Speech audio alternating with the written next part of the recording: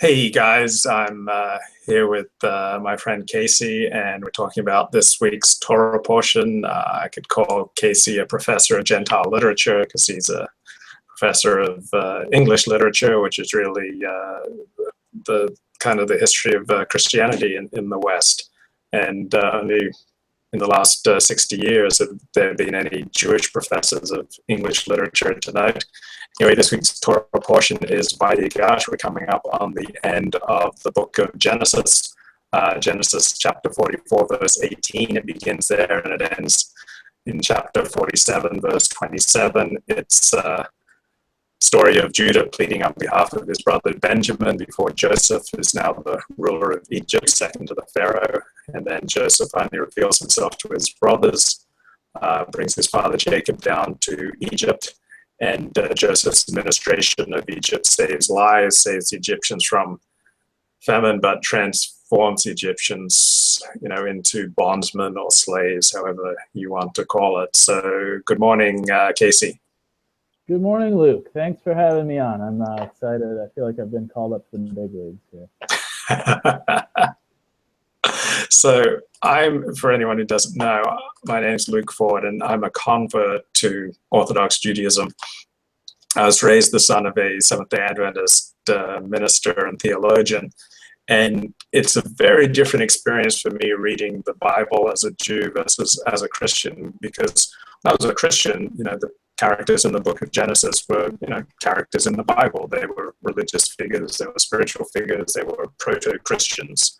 But as a Jew, when I'm studying the Torah and learning the Torah, these people feel like family. They're people I recognize, and they're ancestors of the nation. My Hebrew name is Levi ben Abraham. I am a son of Abraham. I've been adopted into Abraham's family, and I'm part of this extended family, which is partly inbred. Well, when I was a Seventh-day Adventist, these characters did not feel close to me at all. They seem kind of primitive. They seem very tribal. They seem, maybe even racist. And so it's just a very different experience for me approaching the Bible now that I'm a convert to Orthodox Judaism, as opposed to when I was growing up as a Seventh-day Adventist preacher's son. So what's the experience for you like, Casey, when you read the book of Genesis, when you read the Bible? I'm sure you've gone through various stages of belief and not belief. Yeah, it does feel distant. I mean, these are shepherds, and I grew up in a sort of white suburb with basketball hoops and so on, so it feels like a different world. But I had a professor, the guy who advised my dissertation, who told me that he thought the best preparation for studying American literature was biblical literacy. And I laughed at him and sort of told him I feel like I'm going about it backwards, which is I sort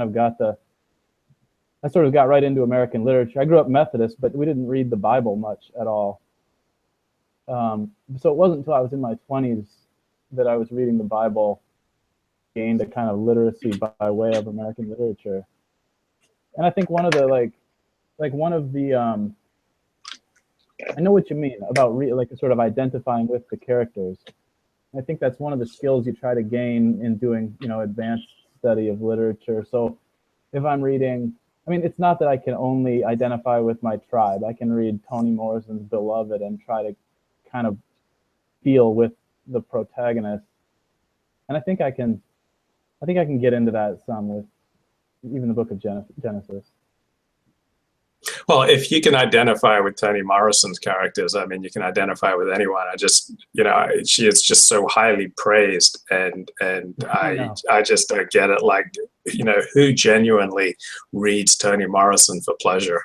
Yeah, I think so. You can always there's a difference between the characters and the narrative perspective too, and I can identify better, I think, with the characters in Genesis than I can with the narrative perspective, which seems like really distinctly Jewish to me. The kind of, I'm not even sure who's narrating the story, and I guess I presume that I can trust the narrator, whereas in literature, especially American literature, the narrator is often involved in the story and corrupted by being involved in the story and so on.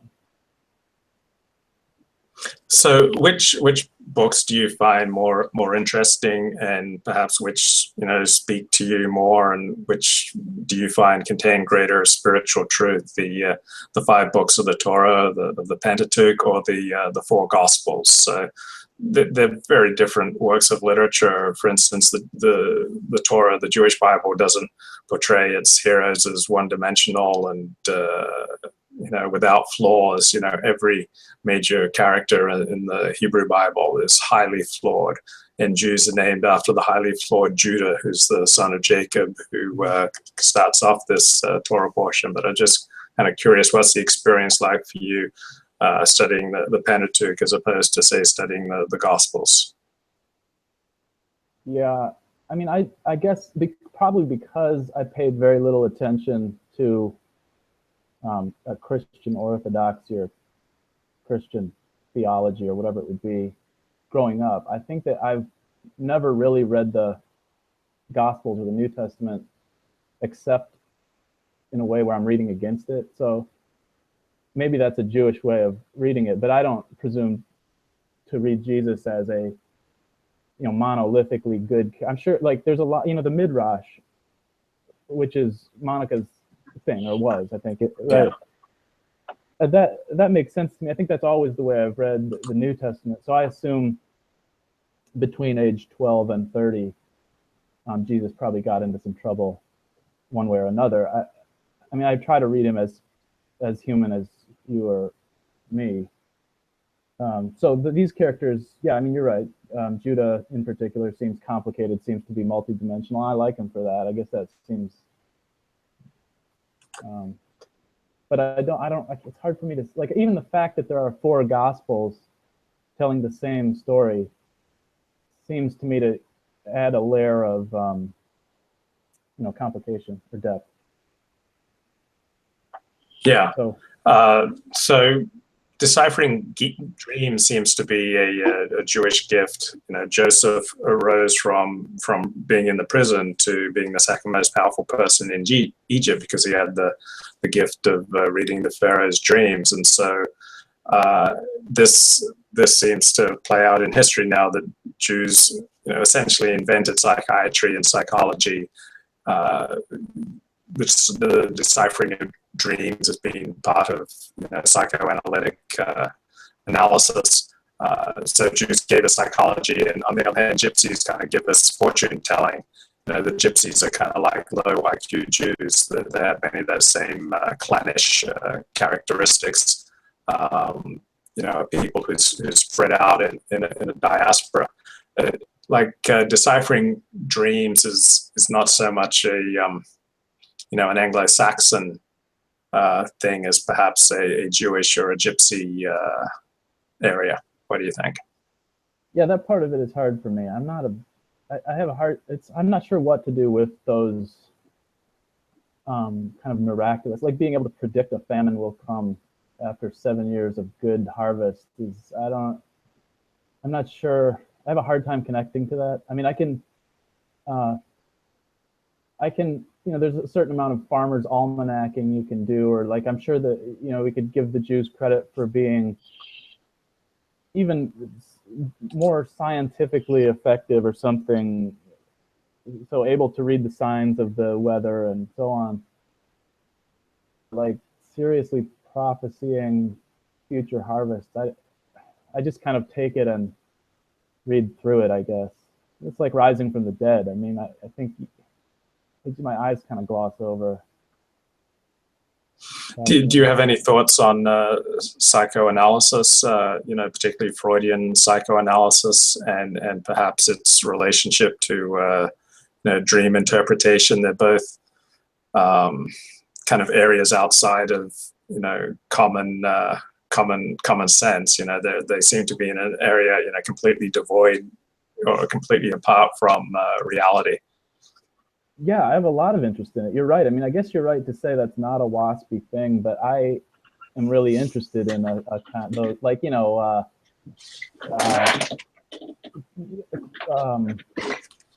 dream analysis is, I guess, but or psychedelic experience, for instance, which would be so far from what William F. Buckley was interested in.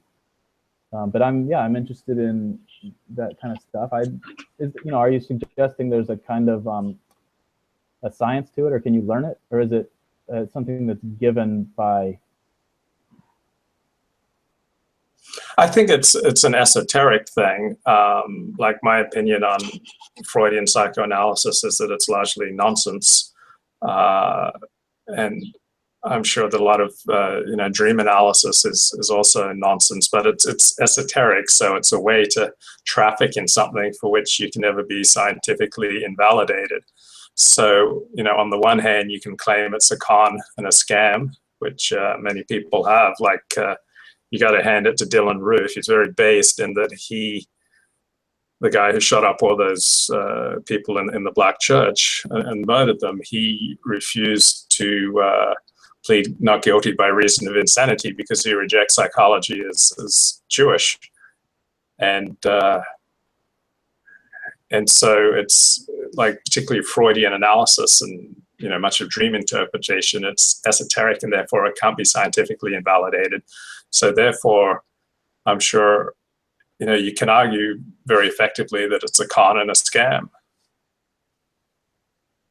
Yeah, I mean, I feel like do you have a sense that American education is almost thoroughgoingly Jewish, though, at this point? Because, I mean, certainly by the time you get to graduate school in literature, you're doing the equivalent of Freudian analysis, which is just, again, non-verifiable interpretation, where it was often a mystery to me, at least, what standards we were basing our preferences on. I don't know. I guess it seems like a Jewish thing to go to graduate school in American literature to me now.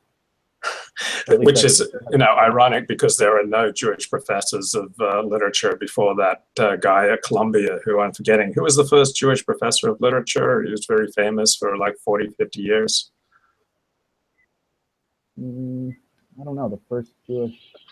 It seems like there would have been Max Eastman or somebody like that. No. It was he had a famous widow as well. He was at Columbia, but Jews were kept out of English literature because it was essentially Christian literature. It was Western literature. Yeah. There weren't any Jewish professors until about 1940 in America of English literature, and of course now.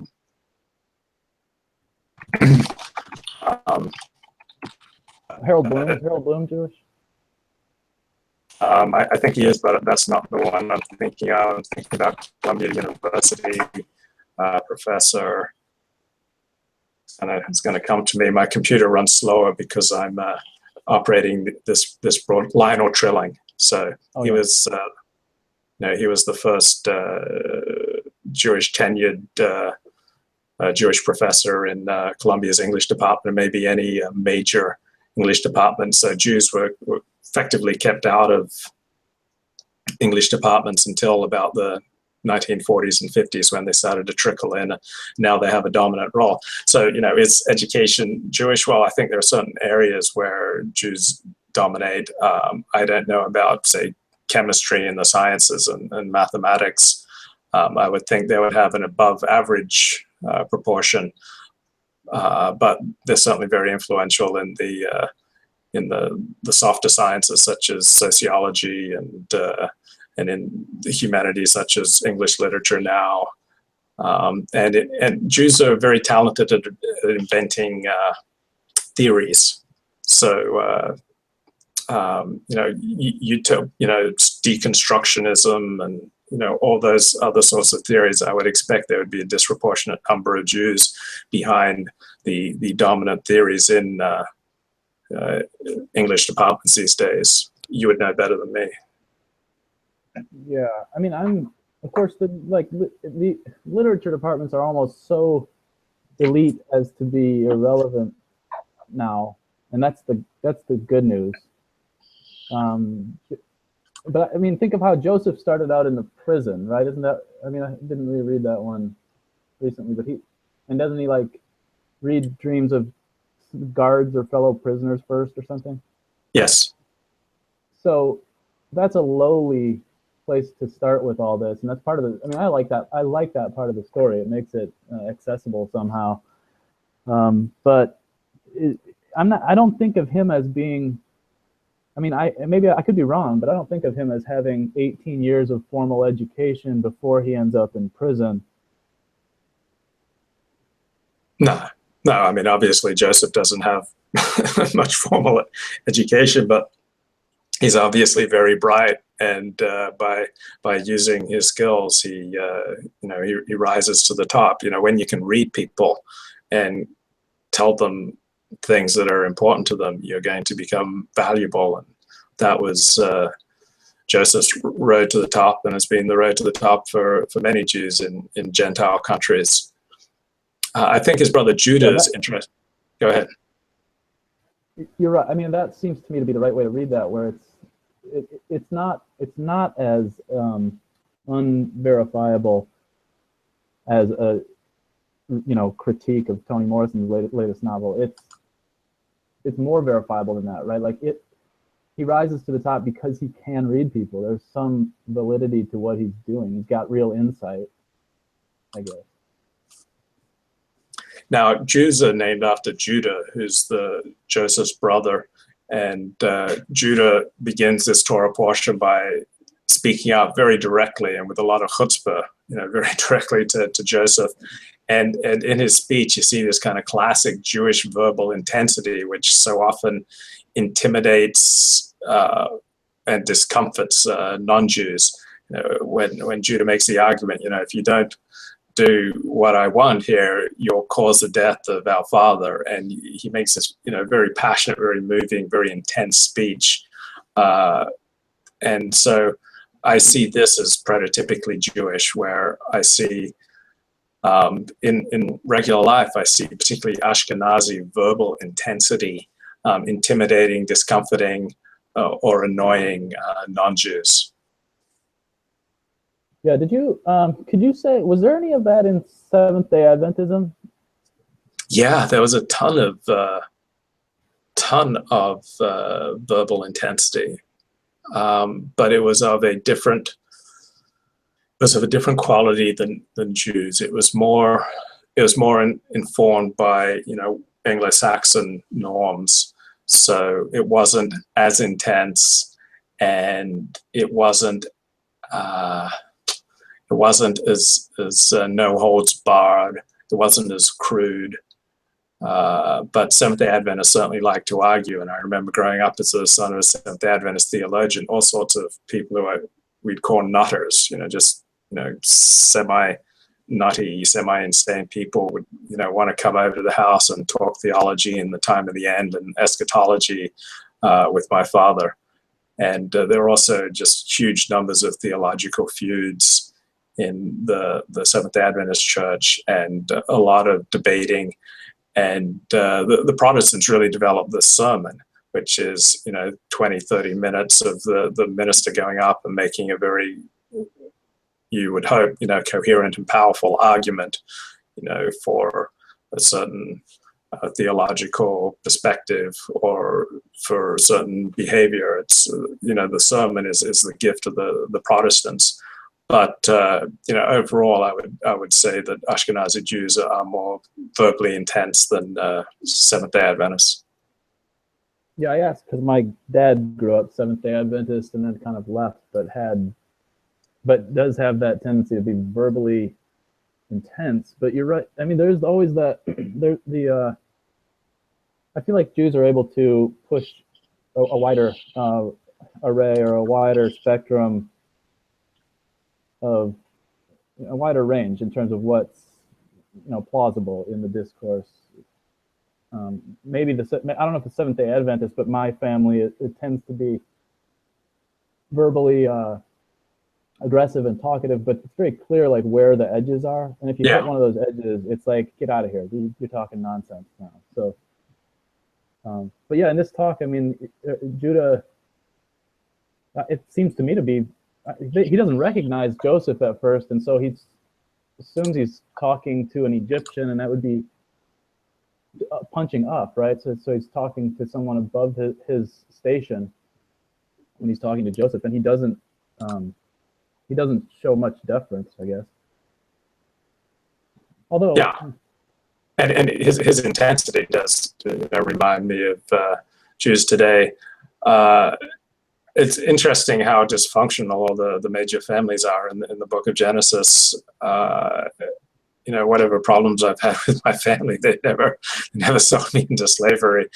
And it's interesting that Jacob, only loved the children of his wife, Rachel. He only really loves Joseph and Benjamin. It's so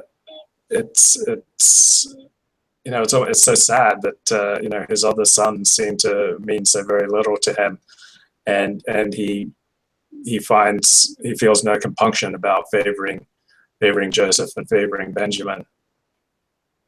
And Judah, I remember Judah like asking them to stone Tamar a couple of chapters earlier for acting like a whore or whatever, his own daughter-in-law, I think, or something. Yeah.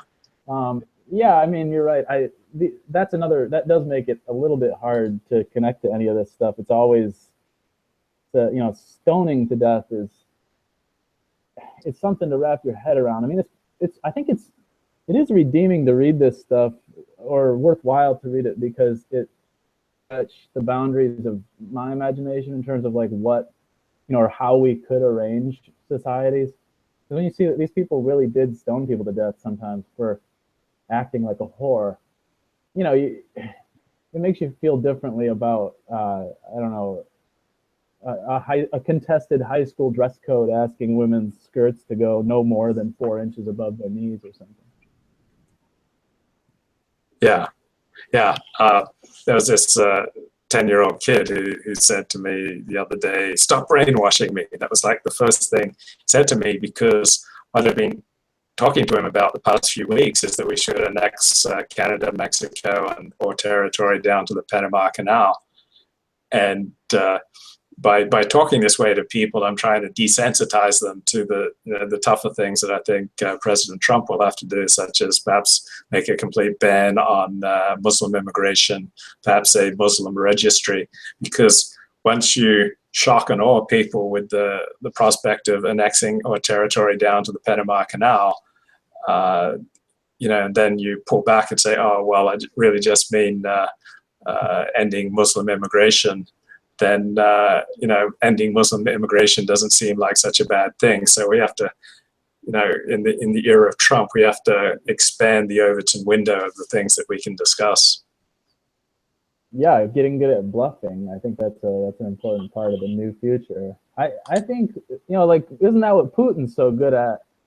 I remember when Russia invaded Crimea last year or 2 years ago, there were a lot of people in academia. I have a lot of friends in political science and stuff who were, totally shocked. And they were like, how dare he? I mean, those are where the lines of the nation states are. How can he? And it's like, well, I mean, this is history. This has been happening forever. This always happens. Why would you expect so much stasis in your lifetime? But we seem to have kind of settled into this comfortable, these are the boundaries and this is what's acceptable and whatever. And I agree, it's fun to knock those around. And in Judah's speech, he says to Joseph, "You'll kill our father if you don't allow Benjamin to go home." And this type of speech, "You're killing me, I'm going to die, I'm dying here," is very Jewish. Like I encounter it all the time in Jewish life. If the stapler goes missing, "You're killing me, I'm dying here, where's the stapler?" Like the phrase, "it's not a big deal," isn't really a very classic Jewish phrase. Yeah, I mean, I don't get to hang out with Jews very much in North Carolina, but it sort of surprises me, because it seems like such a stereotype when I see it on Seinfeld or wherever else. I kind of I assume that's an exaggeration or a hyperbole, but you're saying it's kind of real. Yeah. And the other thing that strikes me as very Jewish about this chapter is how emotional it is. Jews are much more expressive of their emotions. Like, I don't know what you were taught growing up, but I was taught that boys don't cry. men don't cry. And I was very uncomfortable if anyone, male or female, around me started crying or having these strong emotions. But the much more open expression of emotion is very common in Jewish life as opposed to Anglo-Saxon life. What's your experience? Excuse me. I think that's interesting. I grew up actually not quite the same, probably. I had female pastors in the Methodist Church always. My mom was probably the stronger voice in our family. And I think I wonder if that's a kind of I wonder if Jews have taught American WASPs to be a little more sensitive, a little more emotional. I don't know where else that would come from, but it does seem to me like there's a growing acceptance of boys crying. In fact, it gets to the point where it irritates me. It's, it becomes boys should cry. It seems like we have a hard time striking a middle balance. It's like we go from boys shouldn't cry to like they must always be crying. It's like going from it's okay to be gay to everybody must try it. Yeah, it is. It is like that. What state did you grow up in? In Michigan, kind of in a Rust Belt, one of those mid-sized towns that doesn't make much of. Flint would be nearby and similar, kind of just falling apart. There's really, a lot of my friends had to leave to find work. My brother stayed but moved. There was a river right down the middle of Saginaw, and it was pretty much white and black on west side and east side of the river. And there's been some leakage, but it's basically still a segregated place. And I don't know, there's not much change up there in Saginaw, Michigan. Maybe lead contamination kind of accounts for some of your life choices. I love that hypothesis. When I was growing up, I was a very weird kid. I wouldn't eat, I think I made it to 25 before I ate meat or vegetables significantly. I pretty much grew up eating peanut butter and bread, and just a kind of neurotic kid.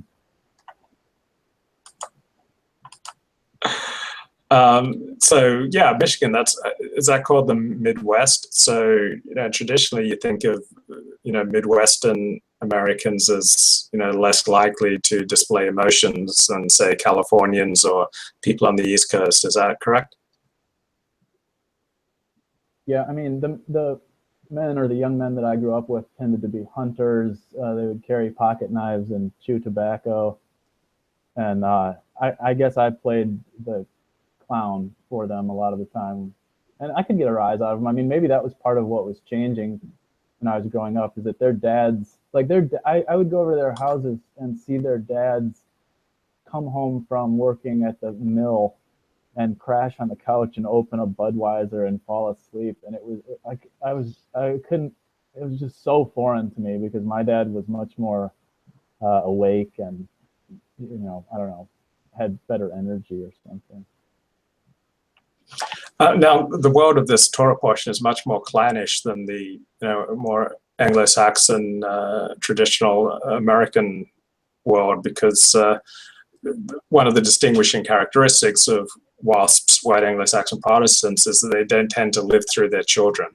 They raise their children and then allow them to go off into the world, and their life doesn't revolve around whether their kids become a doctor or a lawyer or a successful businessman, or it's much more individualistic. And but in this clannish world of the Torah portion, you see Judah promising Jacob that Jacob can kill Judah's children if Judah doesn't return with Benjamin, and it's much more of a collective clannish ethos, and again, very different from the Anglo-Saxon way that you and I were raised. Yeah, I don't know if it's better or worse either. I think about that a lot, because I do miss my brother, for instance. My parents moved down here a couple of years ago, so they're almost living nearby, which is a kind of clannish move, I guess. My sense is that you're right, though, that very much live their own lives and kind of, I think they almost gave me too much freedom growing up. It was sort of just, do whatever, don't bother. I mean, almost like get out of here on Friday night so that we can have the house to ourselves. And, I mean, I did have to probably go to the nearby local state public school because my dad taught and worked there, so it was basically free. But after that, they don't have much to say in my life, I guess. And I'm not sure if that's for the better. I think about it, especially because I have 2 daughters, and it's interesting to try to think about, well, so how much freedom do you give them, and how do you let them screw up, and I don't know. Do I want them to live nearby or marry some guy in New Zealand and get out of here? Now, in this Torah portion, Joseph devises very elaborate plans to torture his brothers by having Joseph have his assistants put silver into the knapsacks of his brothers, and then accuses them of stealing. He has his assistant put his favorite silver cup in the knapsack of Benjamin, and then accuses Benjamin of stealing.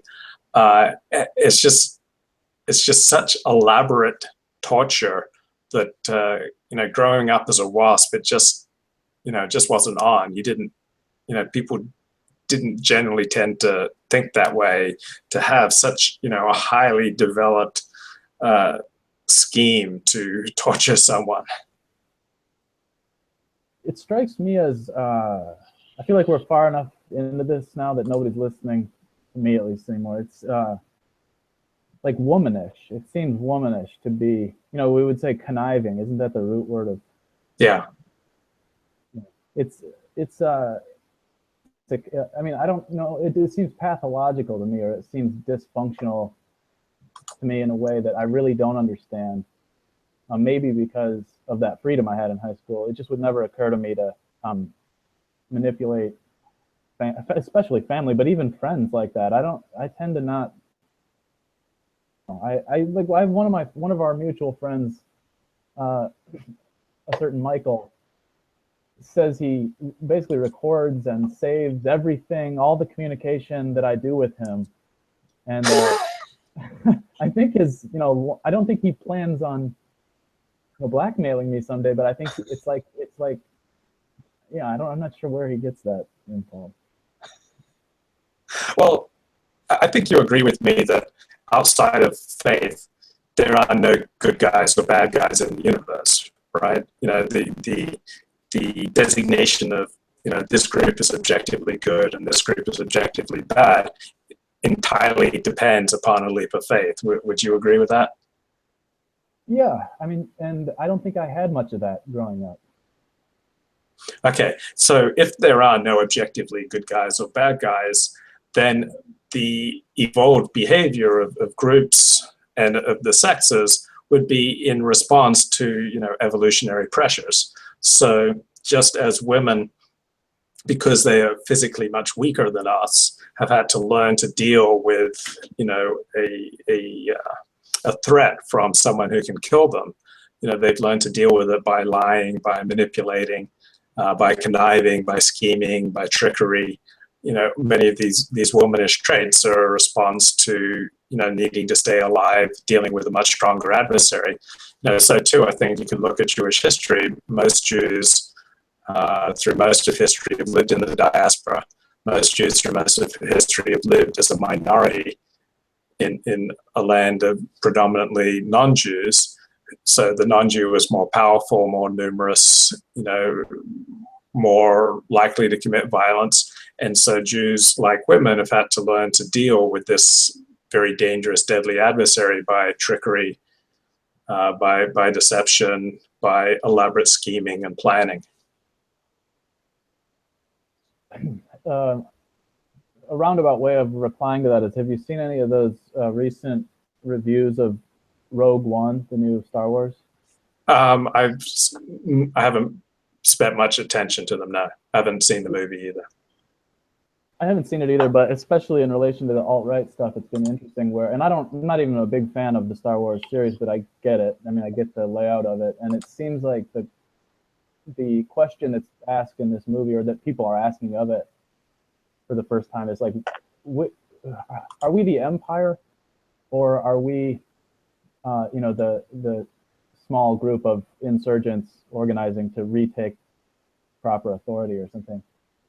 The evil empire, or this, the upstarts. And I sometimes I understand, of course, I understand the history of Jews as being outsiders and not having a homeland and being persecuted and being asked to leave 109 different nations for no reason and all that. But it's not, sometimes it seems to me like in contemporary life, at least in America, it's a stretch for Jews to sort of wear those clothes. We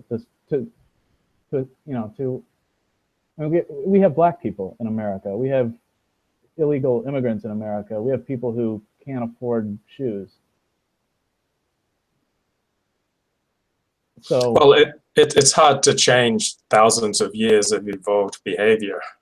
I mean, you're going to take that evolved behavior, with you, because most of the time it's not conscious. you think, we've danced back and forth on the Twitter about Jewish IQ, especially verbal IQ. Do you think it's genetic, or do you think it's part of the culture of Judaism? Because it seems to me, I'm not sure if these early tribal shepherd Jews had the same level of literacy, but when you look at those charts that show American Jews, at least, have crazy amounts of schooling compared to American Christians or other groups, it doesn't seem necessarily genetic to me or evolved. It just seems cultural. Well, there are different theories on how much genetics account for IQ, and the general consensus of psychometricians is that it's somewhere between 40% and 80% is genetic. So the average Ashkenazi IQ is somewhere in the realm of 105 to 120. Probably 112 is probably a good moderate guess. So the average East Asian IQ is around 105, and the average, white Gentile IQ is 100. The average American Latino IQ is around 90, and the average African American IQ is around 85, while the average African IQ is around 70. And I think these are all responses to history, to environment, and to, you could call them, evolutionary pressures. So Asians and whites split off from Africans about 120,000 years ago, and they moved north, and so they had to learn to survive winter. And so to survive winter, you needed to plan ahead, you needed to defer gratification, you had to make very good choices with who you mated with. You had to learn to divide resources during very difficult times, to evolve a very detailed system of justice, so that if there was only a certain amount of food, how would it be divided? You learn to place a great emphasis on developing a reputation for being a moral person, because if you didn't have a reputation of being a moral person, other people weren't going to come to your aid, and so you were less likely to survive winter.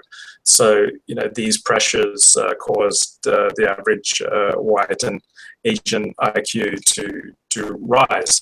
And then Ashkenazi IQ is particularly high because, one, the less intelligent Ashkenazim always had the option of converting to Christianity. That was a much easier way out. Jewish life has always been very competitive. And so if you can't shoulder your load, if you can't keep up, then it's easier to assimilate and to convert. Also, the less intelligent were frequently killed. The more intelligent would leave a dangerous situation. And so Europe, due to its geography and political situation, Jews were always moving from one place to another, and so the smarter Jews would move and survive, and the less intelligent Jews would get wiped out. And so I think that's the reason for the high Ashkenazi IQ, while Mizrahi Jews, Middle Eastern Jews, and Sephardi Jews didn't face these same evolutionary pressures. The Muslims rarely slaughtered the Jews en masse, and so the Mizrahi and Sephardi IQs are actually below that of your average white Gentile, because they face different and not nearly as severe evolutionary pressures. Yeah, it seems to me like it just helps tribal affiliation too. I assume that Jews in America identify with Jews in, let's say, England, probably more than regular Americans identify with regular English. Right. In other words, there's a sense of a connection because you both studied Torah, you both know Hebrew, etc.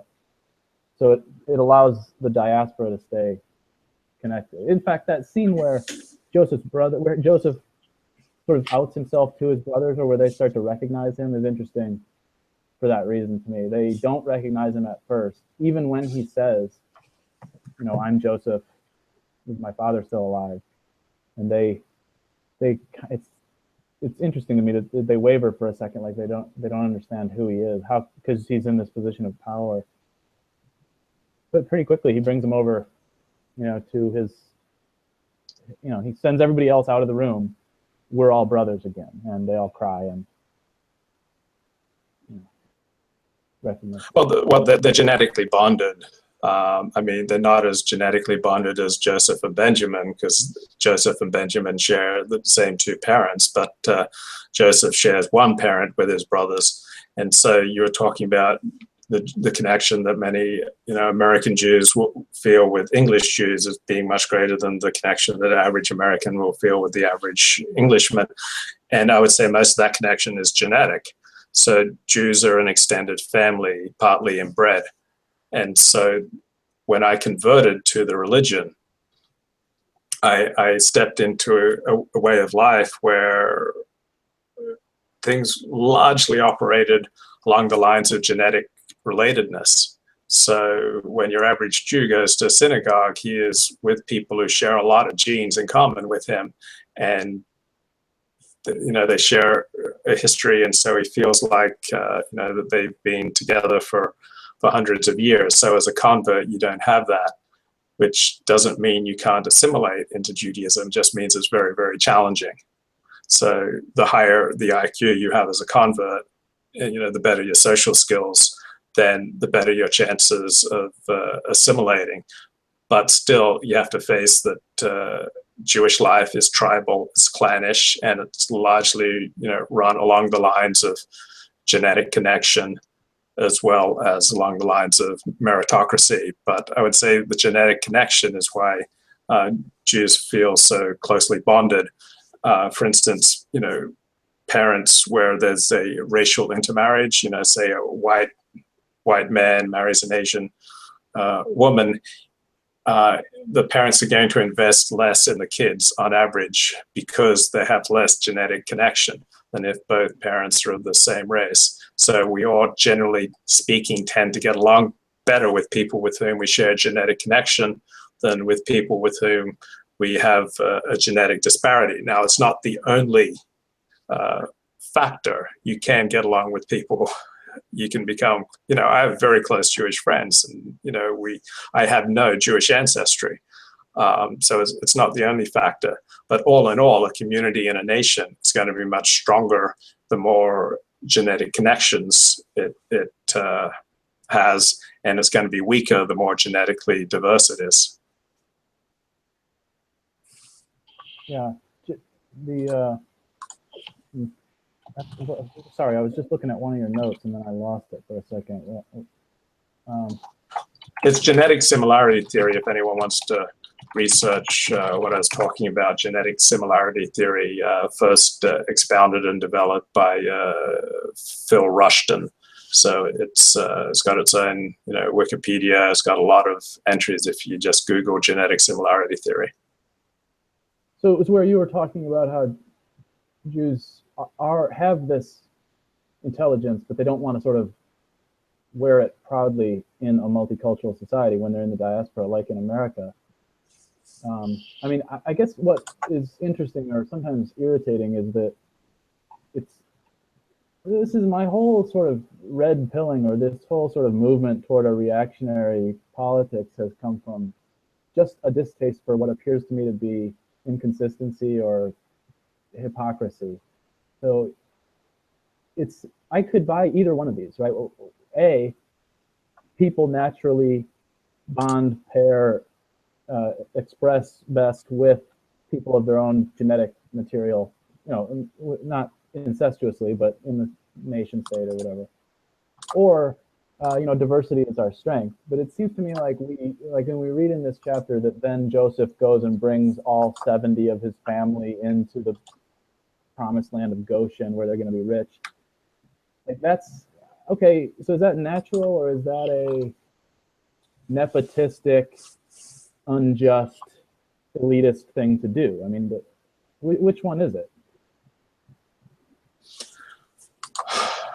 Well, there's the public face and the private face. So, privately, Jews feel very comfortable talking about, the Yiddische Cup, the Jewish brain, as opposed to the Goyische Cup, the Goyische brain. But as far as the organized Jewish community has gone, they thought it was very dangerous to discuss high Jewish intelligence or the reality of IQ differences among groups. And so the organized Jewish community has tried to dissuade any conception of race being a valid category, that IQ is important, and all sorts of other public questions.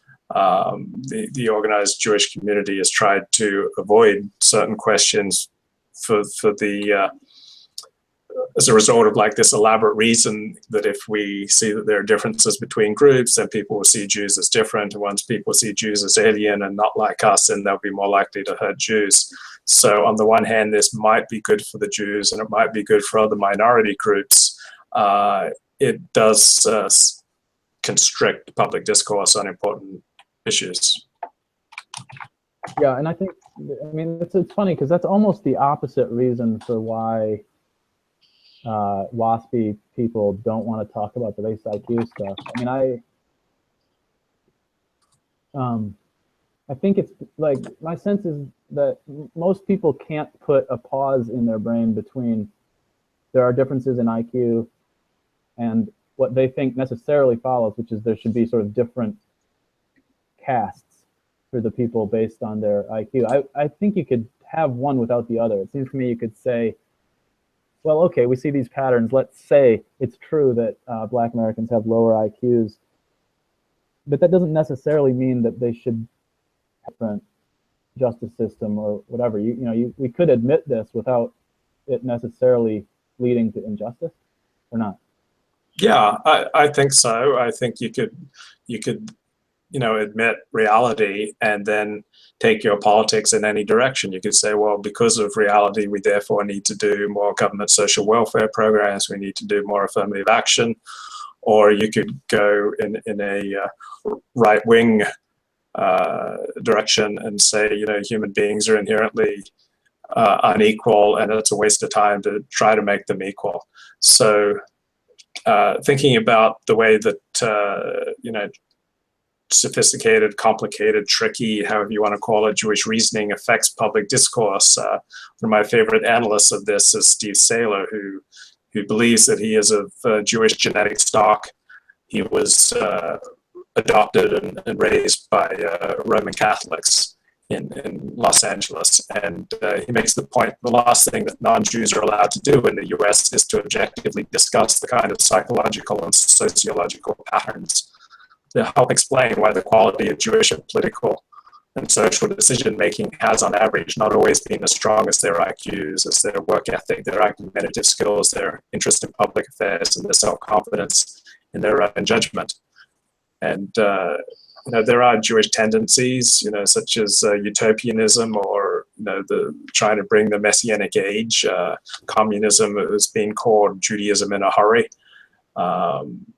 Ethnocentric nostalgia, being so nostalgic about Ellis Island and America being open to Jewish immigrants that the organized Jewish community is entirely behind. For instance, immigration amnesty. Every major Jewish organization supports immigration amnesty, which from an American perspective just seems crazy. It seems incredibly destructive. And so as Jews do exercise a disproportionate influence in American life, particularly due to their high verbal IQs and in certain areas of Jewish life, such as law, politics, finance, and the media. These Jewish strengths and weaknesses, tendencies, ways of thinking should perhaps be much more open for discussion, just as we feel free to discuss the WASP and the Anglo-Saxon, their ways of thinking and doing things and their strengths and weaknesses. Part of the sort of canon for American literature stuff is the Souls of Black Folk by W.E.B. Du Bois. Yeah. You probably know the first paragraph where he talks about the dual nature or the double consciousness of being Black in America. And he talks about it as a burden or like something extra difficult for Black people to carry. You mentioned in your notes that Joseph carries a divination cup and that he certainly was well acquainted with Egyptian ways by the time his brothers showed up. He'd been there for, 14 years or whatever, or 9 years. And he, it seems to me like it's actually an advantage, this sort of split personality or this double identity. And I've felt for about 5 years, but I've always only had one identity. And the identity was or is American. And the reason I say I felt it only recently is that it's sort of falling apart. There's no such thing as that anymore. Nothing left for me. And that feels like as much a disadvantage as having too many identities. Yeah, there was a Jewish woman who told the author of the blog, Just Not Said, who's half Japanese, half white. And this Jewish woman told him, you Gentiles have many identities. You're a Californian, you're a man, you're a scientist. But we Jews, we're Jewish first, second, and third. So when you have a strong, for instance, a strong Jewish identity that will usually overwhelm all other identities, it can be of great benefit, because a group strategy where a group acts in an organized way, gets its act together, is usually going to win out over an individualist strategy, which is kind of the Anglo-Saxon strategy. And so you've seen in America, it used to be an Anglo country run along Anglo-Saxon norms until probably about the 1950s, when Jews started pushing into the academic elite and the legal elite and the media elite. And so the group cohesion of Jews, to the extent that they have it on certain things, they're not, obviously they're not cohesive in everything, but they do see certain common interests, will often outcompete an individualist strategy. You also sent a note about the Pharaoh being sort of happy about, oh, good, more Jews moving to Egypt. This will be great. It seems like, we're sort of projecting here, but since we're talking about all this sort of about the diaspora in America and identity, you and I are very aware of that 1965 Immigration Act. Yeah. But one of I've been very bothered by, so those, you can look it up if you don't know about the 1965 Immigration Act, but one thing you'll see is that there was not a groundswell movement, there was not a populist movement for that. It wasn't as if most Americans in 1965, again, Anglo-Americans in 1965 were like, let's bring in as many people who aren't from Europe as we can over the next 30 years. What do you think about that? About the sort of, so I see that as like the kind of move like a pharaoh would have to do. Are we really a democracy? Who even wanted that legislation? Right. It certainly wasn't your average American. Your average American has wanted immigration restrictions since the 1880s. And most Americans have been solidly behind immigration restrictions since the 1880s. They've almost never had the opportunity to effectively cast a vote for it in a way that will then be made policy, except for in 1924, an immigration pause was put into effect. But are we a democracy? Well, we're certainly not a democracy in the sense that the will of the people is determinative in certain things such as immigration, because clearly vast majority of Americans want immigration restriction for 150 years now and have rarely been able to obtain it. So why did we get this Immigration Act of 1965? Well, there were certain groups lobbying for that change. One of the groups was people who were principally concerned about winning the Cold War. And so American elites who wanted to be able to show that America was not racist so that America could get more support in the Third World in the battle against communism.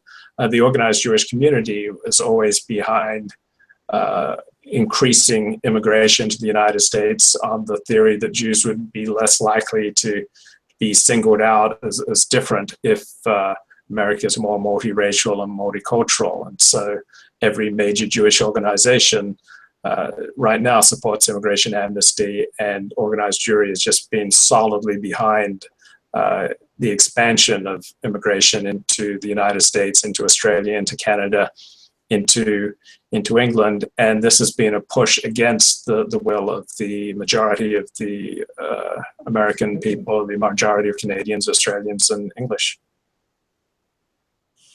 I was interested in your note about Pope, whatever it was, the 23rd. John, is it John the 23rd? Yeah. And I didn't know that about him, sort of. I mean, I kind of knew that, I guess. I understood that Vatican II,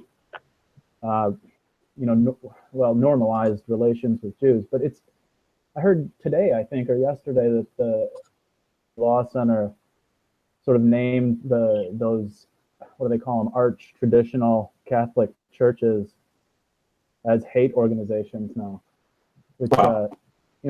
Which sort of implies that all the Catholics in America were, I don't know, part of a hate organization before 1960, before Vatican II.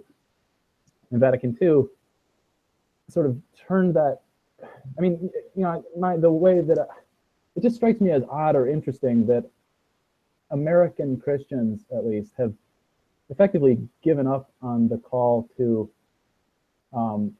convert the nations, including Jews. Yeah. And Paul preached to Jews very clearly, but I guess we don't do that anymore. So. Yeah, and as a Jew, I feel more comfortable when Christians don't try to convert me. It does, make my life more pleasant and more easy. And so, in a sense, it makes America more user-friendly for Jews if, American Christians are trying to convert us. On the other hand, it represents great weakness on the part of Christianity, and it means that Christianity is in decline. And, Jews have done best in Anglo-Saxon Protestant countries. Jews have enjoyed their greatest success in England, Canada, Australia, and the United States. Jews have never been slaughtered in Protestant countries. So the decline in the strength of Christianity is a self-interested concern for me as a convert to Judaism, because Jews have had it so good in Protestant countries. So when Pope John the 23rd, he was baptized with the name Joseph, he greeted Jewish leaders in 1963 with the phrase, "I am your brother Joseph," and he proceeded to apologize for millennia of Christian anti-Semitism. And Vatican II, one of the tasks of Vatican II was to reconcile the church with the Jews. So on the one hand, this feels good for Jews. It makes life more comfortable for Jews to have a weaker Christianity, one that's not as proselytizing.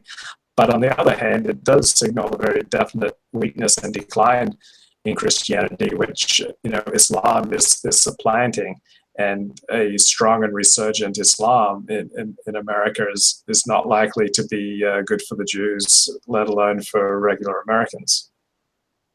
Is there a shadow of this in, I think it's chapter 47, the first couple of verses, where there's that stuff about the Pharaoh asking them what your occupation is or what do you do for a living, and like Joseph has already forewarned them about how the Pharaoh doesn't like shepherds.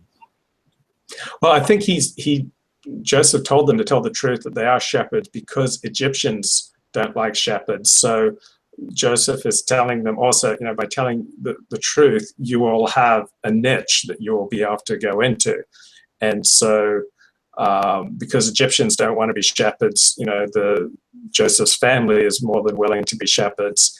And it's kind of interesting that the Pharaoh is, so glad to bring Joseph's family into Egypt, and then says to them, the land of Egypt is before you. The best part of the land, settle your family there. Now, I wonder how the Egyptians felt about that. That, the best part of their land was being given to foreigners. Yeah, I think that's where I was going with that. I mean, that's got to be, of course, it's not narrated because the story isn't told by Egyptians, but yeah, I mean, I wonder if that was an unpopular move. And you kind of see it is, because there's a reaction in the book of Exodus where there arose a Pharaoh who knew not Joseph, and he said, hey, these people are fruitful, they're multiplying, and the land is becoming filled with them, and they're becoming more numerous and stronger than we are.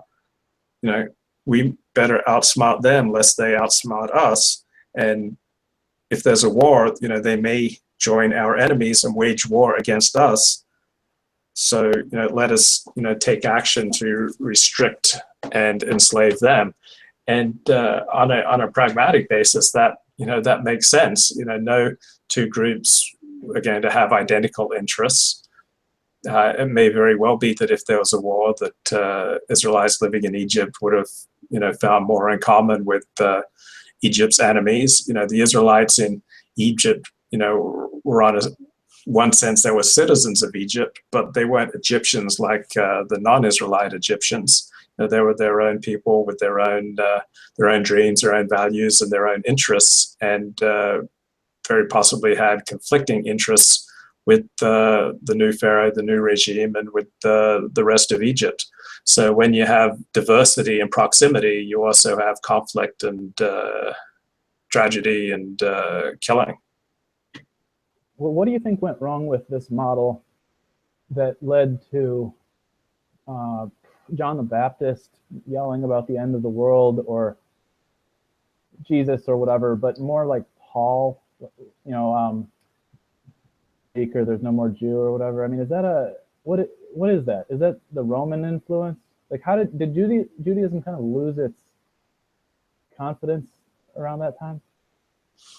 Well, I think Christianity is much more, Greek and Roman than Jewish. It's kind of a Greek and Roman pagan overlay on Judaism, and Christianity is almost infinitely flexible when it comes to politics. So for hundreds of years, Christianity was a vehicle of European supremacy. Europeans spread out around the world and subdued it. Much of their adventuring and conquest was done in the name of Christianity. So for hundreds of years, Christianity was completely compatible with European domination, European supremacy, and whites having a very distinct sense of themselves as different people from non-whites. But in the past 100 years, Christianity has increasingly become a vehicle to fracture, white identity, to say that there's no such thing as race, and that Christianity was a major vehicle for the American Civil War, so that hundreds of thousands of American whites, were killed in this battle over slavery and what to do about non-whites. So I think Christianity is infinitely flexible. It can go in any direction in the racial and national and political questions. Yeah. What do you think about Joseph turning all the people of Egypt into slaves? You were right. I mean, yeah. I think you're right to say he did not make them. It wasn't like by decree that he made them slaves. Yeah, he offered them a way to survive a famine. And so, survival's good. The way the Bible portrays it, that if the Egyptians didn't take this deal, that they were going to starve to death. So he offered them a way to survive. And similarly, Jews over history who've sold cheap loans or cheap liquor or cheap mortgage refinance, they haven't forced the goyim to become slaves to them. They just made it easy. And now, I'm not sure how anti-slavery the Torah is if you just read it on its face meaning, because it's very anti-slavery about the Jews becoming slaves. It does seem to be okay with the Egyptians selling themselves into what seems like slavery in a plan organized by Joseph. Now, it's interesting that Jewish commentators don't like this idea of the Egyptians selling themselves into slavery. So Egyptian commentators say that Joseph took possession of the land of Egypt, but not of the people, because he did not want to make them slaves. He wanted them to remain self-supporting, not become wards of the government. A ruler must feel responsible for the sustenance of his subjects, and it would have been wrong for Joseph to have made them slaves in return for bread. So supposedly they became bondsmen rather than slaves. So I'm not really sure what's the difference between a bondsman and a slave. Well, that's another one of those distinctions that I think people have not thought very carefully about, and that is I was listening to this lecture by Roger Scruton. He's a delight. He was, it's so now to drop my thought. Sorry, I just shouldn't have mentioned him. Slaves in Egypt. Go back to what you were saying. I'm sorry. I got it. So it's just the idea that morality sort of is either it needs a metaphysical root. So it can either have a tribal base for itself or universal claim, but that we haven't been very good at thinking about which one it is and why it should be which one. Scruton was mentioning the I think it was 1948 Universal Declaration of Human Rights, which is that these are just claims. They aren't that they're just saying, well, everybody shouldn't have to be slaves. Everybody should have a right to good work. Everybody should have a right to a certain amount of time off. But it's like he's sort of saying, on what? And I think one of the things that I like about this kind of about the way that Joseph didn't make people become slaves, he just sort of gave them enough rope. I like the way that sort of, the ideal Judaism in my head, or the ideal Jew in my head, is okay doing something like usury, because Christians should know better than to accept a loan at that interest, something like that. So I was thinking last year about why aren't there Christian lending organizations where Christians lend to each other at zero interest? And I think the answer is that because Jews will lend to them at 2.75% APR, which is close enough or something. So we'll accept the convenience of a slight amount of interest or whatever. I just think it's like Joseph and sort of the archetypal Jewish lender from Dante or whatever was so demonized by Christians over the years, but really is only preying on Christians' own moral shortcomings or something. Or serving. If you have a negative perspective, you would say preying on moral shortcomings. If you have another perspective, you would say it's just serving a market niche. Yeah. So it could be a kind of corrective force. It's like, in a way, it'd be nice. So you have the sort of the lenders or whatever among you, and if you sort of fall prey to them, it's your own fault. So it doesn't even need to be illegal. It's just like you should be lending to your own neighbor at zero interest, according to his need or something. Well, Jews have free loan societies, but where they lend to each other at no interest. But the Gentiles haven't gotten their act together to do the same thing. So do I blame Jews that Gentiles haven't gotten their act together? I'm not sure about that. I think one thing that happens when you have Jews in your country is that because they have a higher IQ, because they tend to be particularly industrious, and because they tend to practice ethnic networking, Jews tend to take an increasing portion of the middle class jobs, such as accounting, law. They're good at running things. They tend to be good at business. Most Ashkenazi Jews since the 15th century have worked in white-collar professions. That's been the thing for Ashkenazi Jews for 600 years. So when you have Jews in your country, they will tend to outcompete Gentiles, generally speaking, in these areas, and Jews will rise to the top. So when Jews are expelled from countries such as Spain in 1492, then you allow an indigenous middle class to develop, where your own indigenous people become doctors, lawyers, bankers, accountants. Donald Trump is famous for once saying that he wants the people handling his money to be short, wearing little hats. He wants Orthodox Jews essentially handling his money. Well, if you don't have any Jews in your country, then you have to pick natives to do those middle class jobs such as accounting. So when Jews outcompete the natives and Jews dominate the middle class because they perform services better, more effectively, there are good sides and downsides for the native majority. The good side is that you'll get a better service, you'll get more technological, medical, and business innovation when you have Jews. On the other hand, you're importing a group who will, to a degree, rule over you. If Jews provide consistently better service, provide more value for the dollar, and so rise up in income and therefore influence and power and strength, then to an extent you're importing a group who will rule over you. I teach the Puritans and stuff when I teach early American literature. So the way that I would, so I do have there's a part of me that understands that there is a strain of Christianity that where you say Jews can provide better services. There's a strain of Christianity that would say that all those services are basically idols, that are sort of materialistic stuff that you shouldn't get entangled in.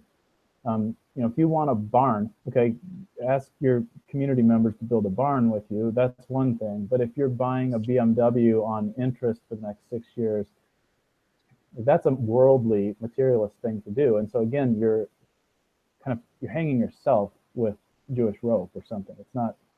It's not really the Jewish. It's not there's no predatory lending. That's sort of a. I don't know. That seems like a funny phrase to me, I guess. Yeah, it's providing a moral judgment on which may not be the most useful way to look at the issue. Do you think you said that Jewish people have what is that called, the Jewish free loan? Yeah, Jewish free loan societies. Is it the Jews' fault the Gentiles haven't developed free loan societies for themselves? Right. So do you think that is this a white person problem, or is it all should there be Gentile free lending, or?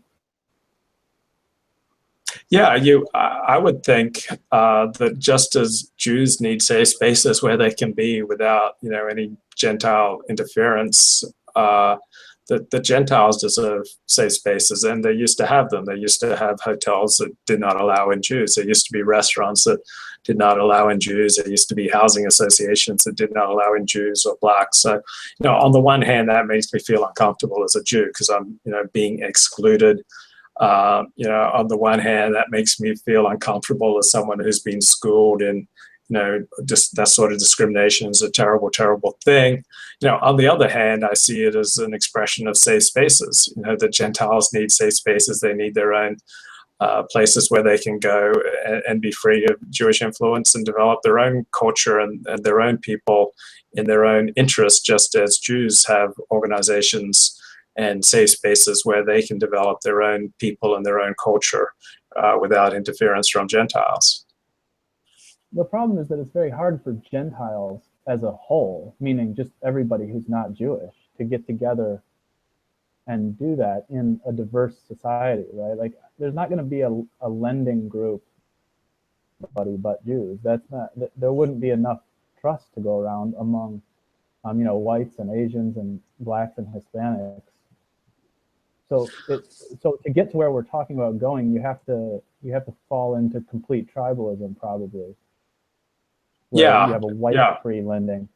Yeah, like Asians have no problem, manipulating the system in their group interests. Like, Asians will move as a group into a certain area, take over the school system, and operate the school system in their group interests. But white people, particularly of Northern European heritage, find acting in their own group interest in such a blatant way to be highly distasteful and indicative that you're a bad person. And white people are very susceptible to any moral arguments, because they evolved in a way in a locale where you had to have a good moral reputation to be able to get help when you needed help in winter.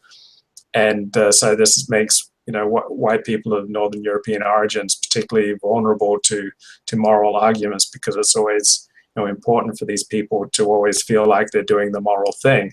But by doing the moral thing, they are increasingly placing their existence in ever increasing amounts of peril. And this is at the point where we ought to talk about Kevin McDonald too for just a minute. We're like, yes, I don't know if, because if Jewish people have a sort of unconscious to encourage other societies to be multicultural so that they become just one minority among many, that makes sense to me. But what they don't realize is that makes it very difficult for any of the other bits of the multicultural tapestry to organize effectively without, again, falling into this kind of complete, it's like each tribe against the other thing. And that's not who we want to be. We want to be the United States of America, where, the races melt together and whatever. So it really does represent a challenge. Jewish identity really does represent a challenge to, the union in a way that I'm not sure it does on purpose, but it does. Yeah, for instance, if you have a Jewish identity, you can't really marry a non-Jew. And so right there, that's a very significant distinction, because, the Irish and the Italians and, Germans and French and English, people of those different European ancestries have had no problem marrying each other in the United States, in Australia.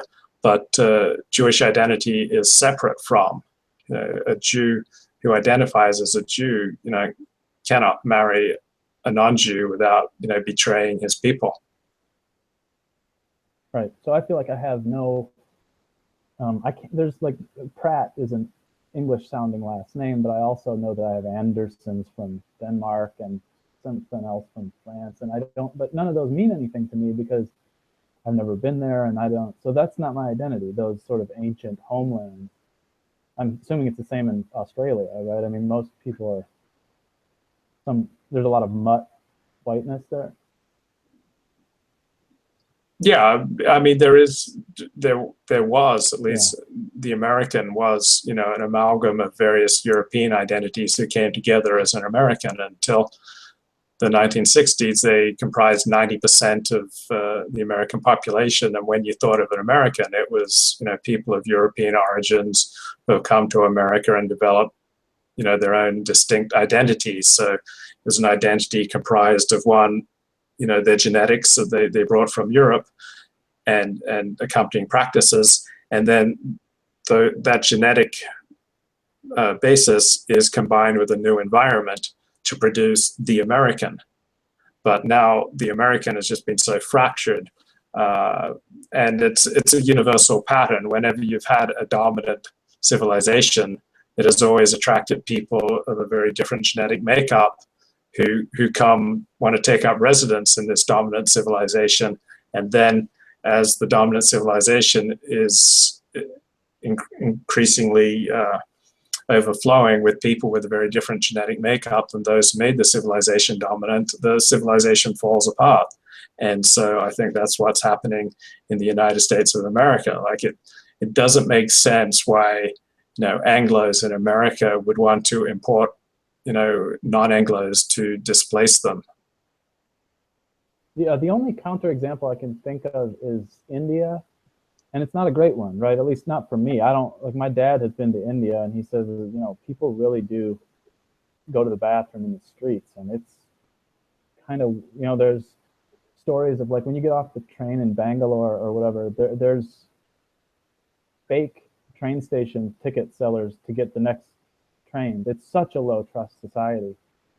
And so it doesn't sound great to me, but India has taken in foreigners and people of different ethnic makeups and different religious backgrounds for 5,000 years, and it persists as India. But I've said to people that I think America is sort of facing this fork in the road where it can become more like India if it wants.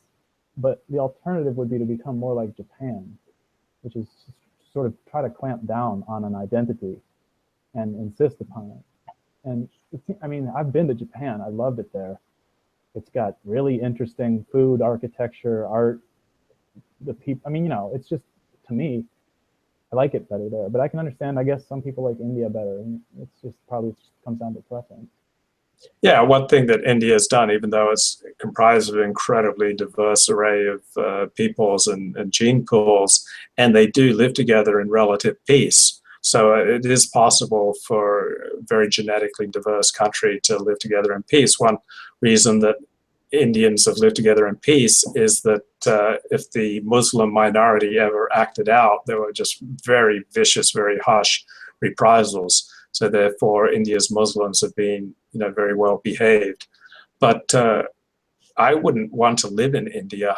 I grew up in Australia where we had the White Australia policy, and the country was, 98% white, and there's an immediate sense of kinship and mateship in that kind of society where you share genetic bonds and cultural bonds and a common way of life with other people. And the more diverse the society, the more fragmented, the less in common you feel with your fellow citizens, and the more you retreat from them, and you isolate yourself, and your trust in institutions and in other peoples goes down the more diversity there is. So it just seems suicidal to import more diversity.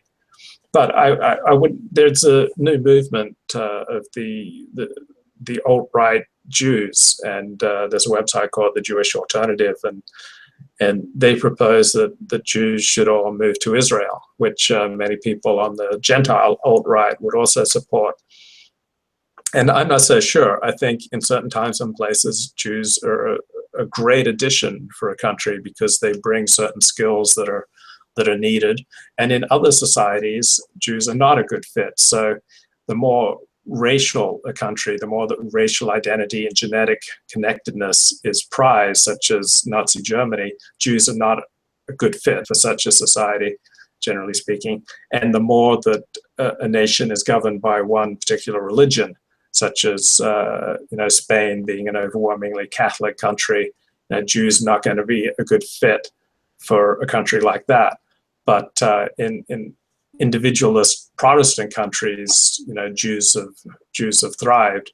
But now these Protestant countries, in part thanks to Jewish pressures to open up immigration and be more multiracial and multicultural, are no longer so Protestant. And so, the prospect for Jews in these countries is perhaps not nearly as bright, because Muslims and Asians, for instance, can't be manipulated nearly as easily as whites of Northern European heritage can be manipulated by making these, moral arguments.